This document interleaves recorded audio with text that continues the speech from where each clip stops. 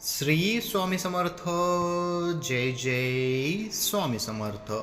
स्वामी तुमच्या सर्व इच्छा आणि सर्व मनोकामना पूर्ण करोत, हीच माझी स्वामीचरणी प्रार्थना. मित्रांनो, काही अत्यंत सोपे उपाय आहेत जे केल्याने महादेव प्रसन्न होतात आणि तुम्हाला इच्छित फळ देतात. भगवान शिवांना हिंदू धर्मशास्त्रात अत्यंत महत्त्व आहे. शिवाला देवादिदेव महादेव असं म्हटलं जातं. शिव हे सृष्टीचे चालक म्हणूनही ओळखले जातात. भगवान महादेव हे उग्र रूपाचे देव म्हणून जसे ओळखले जातात, तसेच महादेव किंवा शंकर यांना सदैव ध्यानमग्न रूपातही पाहिलं जातं. आपल्या ध्यानमुद्रेचा भंग कोणीही करू नये असा त्यांचा आदेश असतो. एकदा माता पार्वतीने ही तपस्या भंग करण्याचा प्रयत्न केला होता. त्यांनी त्यांचा तिसरा डोळा उघडला.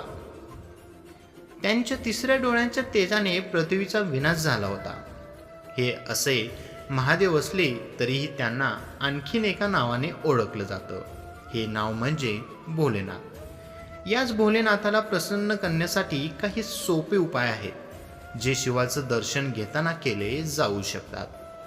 या उपायांनी करा शंकरांना प्रसन्न. शिवरक्षा स्तोत्राचा जप करा. अत्यंत मेहनत करूनही मनासारखं फळ मिळत नसेल तर भगवान शिवांच्या शिवरक्षा स्तोत्रांचं जप करा. या उपायाने तुम्हाला फायदा होईल. यामुळे तुम्ही मानसिकदृष्ट्या मजबूत बनू शकाल. शिवाला तूप, साखर आणि पिठाचा नैवेद्य अर्पण करा. घरात सुख समृद्धी हवी असल्यास शंकराला तूप, साखर आणि गव्हाच्या पिठाने बनवलेली कोणतीही वस्तू नैवेद्य म्हणून अर्पण करा आणि त्यानंतर त्यांची आरती करा. या उपायाने तुमच्या घरात सुख, शांती आणि समृद्धी राहील. यामुळे भगवान भोलेनाथांचा आशीर्वाद मिळेल. शंकरांना बेलपत्र अर्पण करा. भगवान शंकराला बेलपत्र अतिशय प्रिय आहे. बेलपत्र, ओक, गंगेचं पाणी, चंदन आणि अक्षदा सोमवारी भोलेनाथाला अर्पण करावे. असं केल्याने महादेव प्रसन्न होऊन आशीर्वाद देतात. धतुरा आणि दूध अर्पण करा. सोमवारी महादेवाला दूध अर्पण करावे. दुधाचा अभिषेक करून महादेव खूप प्रसन्न होतात. शंकरजींनाही धतुरा खूप आवडतो, म्हणूनच त्यांना नक्कीच धतुरा अर्पण करा.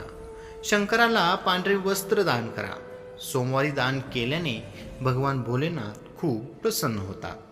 असे मानले जाते की या दिवशी दूध, साखर, पांढरे वस्त्र आणि दही गरजू व्यक्तीला दान करावे. या उपायाने भोलेनाथ आपल्या भक्तांवर प्रसन्न होतात आणि इच्छित वरदान देतात. श्री स्वामी समर्थ. जय जय स्वामी समर्थ. मित्रांनो, ही छोटीशी माहिती आवडली असेल तर आपल्या व्हिडिओला लाईक, कमेंट आणि आपल्या चॅनलला सबस्क्राईब करायला विसरू नका.